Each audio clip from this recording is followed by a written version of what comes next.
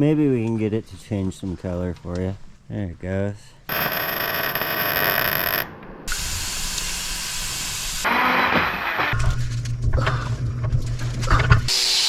Welcome back to the cj7 exo cage build. So I've made some pretty good progress here. Now that I got these rear kicker bars kind of situated, I'm going to move on to some other things like gussets. I'm going to need to figure out something for the very back here. This area here, it's just a big open box pretty much. It would be better to have a diagonal bar running either way here, but I don't have tube for that, so I think I'm just going to do some corner gussets and probably some tube to tie the windshield more into that front tube fender. Like up front here where the A-pillar and the tube fender meet, it'd be kind of nice to have a diagonal bar going there. And then I'll also do some triangular dimple die gussets up on top to bolt a roof panel down to. So that's kind of what I'm looking at to wrap it up. Then I can pull it back out and paint it, put it back in, weld it all out. At any rate, I'm gonna get to work. So I got a bunch more gusset tubes all made and prepped to be welded on. So I'm gonna start putting them on and welding some stuff out.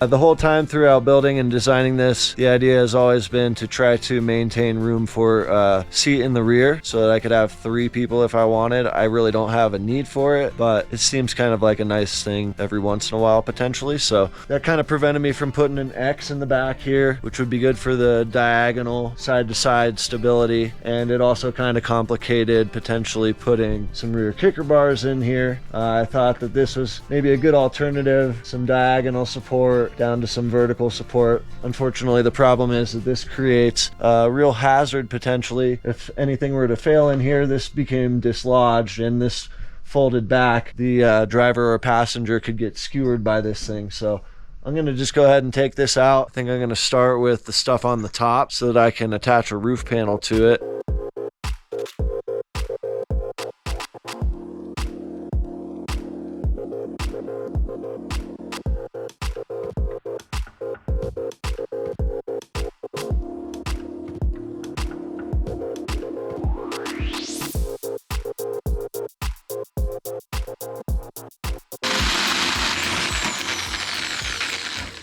That's one down. So I had a feeling that the hole that I was drilling might be the wrong size, and turns out that it was. Always good to trust your intuition. Guess I'll be making another one of these. I'm gonna go ahead and try again. This time I got a 1-inch hole saw instead of 1.5 inches. That makes a whole lot more sense since I made the die use 1.5 inch tubing. Go figure.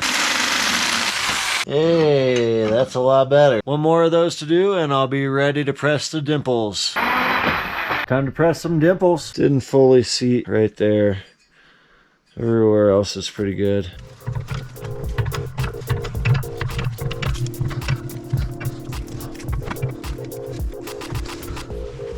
That one is uniformly seated. Better than the other one. I'll have to flatten them out a little bit. No big deal though. Give these a little bit of a roll here so that hopefully they'll sit more even with the top of the tube on this bent side here.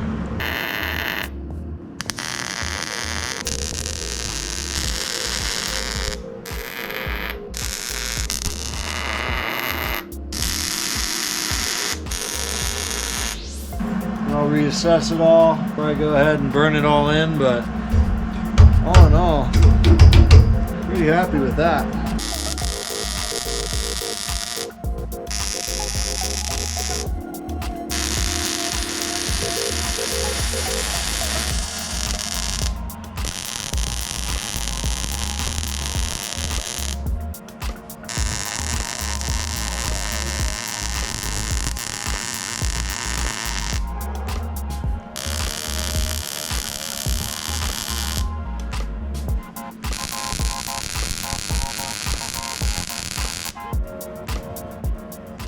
Made some pretty good progress on those gussets. While I was putting them on, I noticed something was a little bit odd. So I held off on welding 2 of them out so I could kind of figure it out. That one seems to be correct. And this one seems like it got rotated 90. But I took the template and held it up to there and just tried rotating it 90, and it seems a little bit funky. So what I realized is that I did this dimple upside down.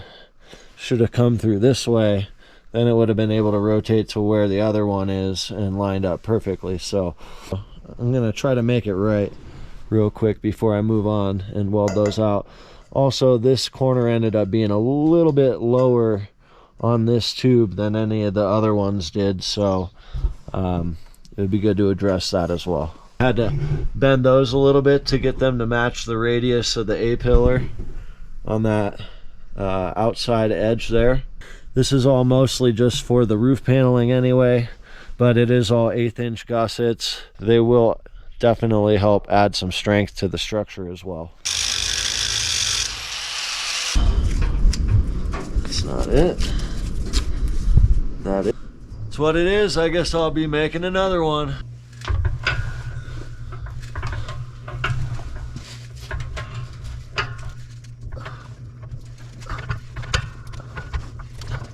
After pressing the dimple in there, this thing gets a little bit bent because there's not a ton of material around the edges of the dimple here. I'm going to flatten it out a little bit now and actually bend it kind of the opposite way so that it kind of matches the crown of the bend on that B-pillar.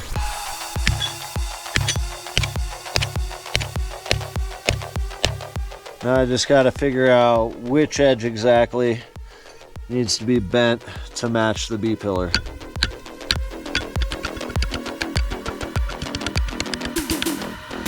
Give that a try, see what we get.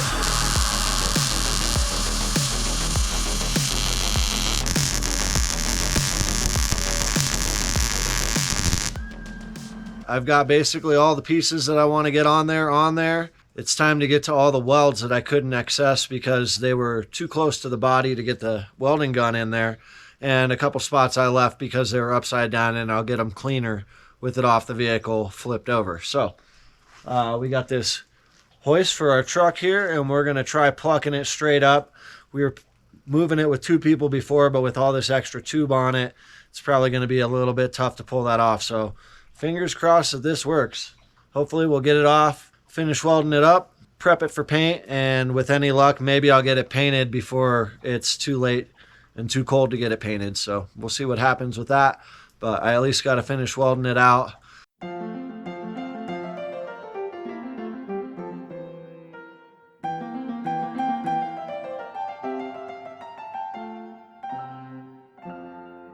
We got the cage off. It was a lot harder than we were hoping it was going to be, so we had to get a little creative and try some different things. I smashed my hand between the cage and the fender in the process, which was definitely a bummer, but what can you do? We persevered, we got it off. I got access to all the stuff that I couldn't weld out while it was on the vehicle, so I'm going to go ahead and take care of all that now, and then I'm going to prep it for paint, I believe. It was really tight getting it out. Things were scraping and rubbing, particularly the windshield and the seat mounting frame bars on the rear opening of the door frame there. I think I'm going to probably take the front windshield off and definitely get rid of those seat frame bars when I go to put it all back together so that the stuff that I paint doesn't get ruined right away as I try to get it back on and finish welding out the final stuff. So at any rate, I'm going to go ahead and get to welding this up.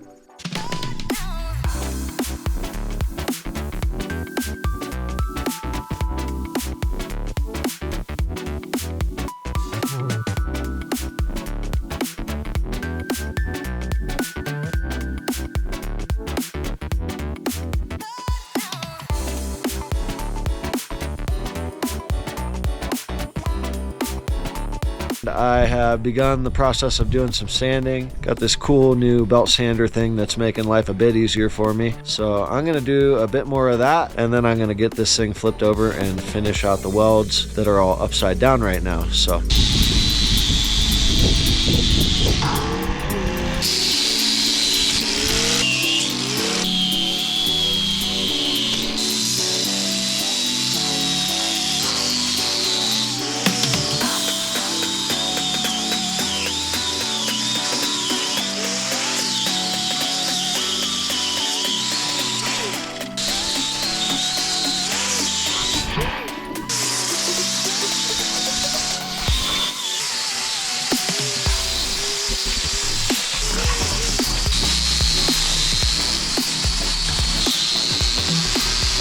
got the cage flipped over, so now I'm going to finish welding out all the stuff that was upside down and hard to access.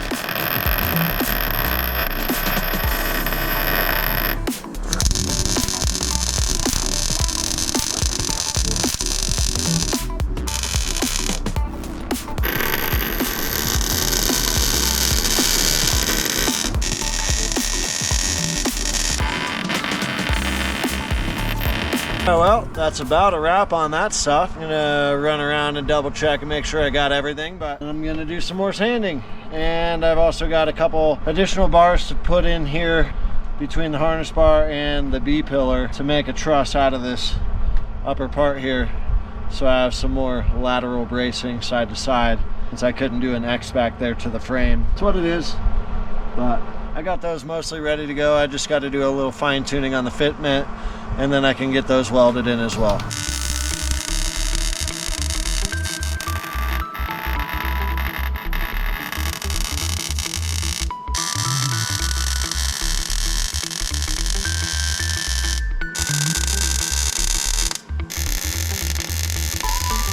Time has finally come. I'm going to be getting this cage all painted up today. I'm going to kind of keep it brief for this video, but I am going to do a more detailed video painting this, so you can check that out if you want more information about it.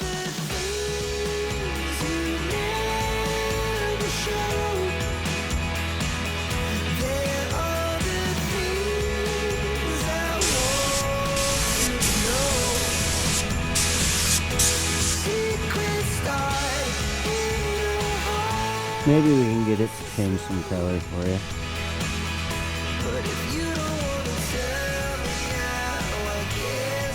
There you go.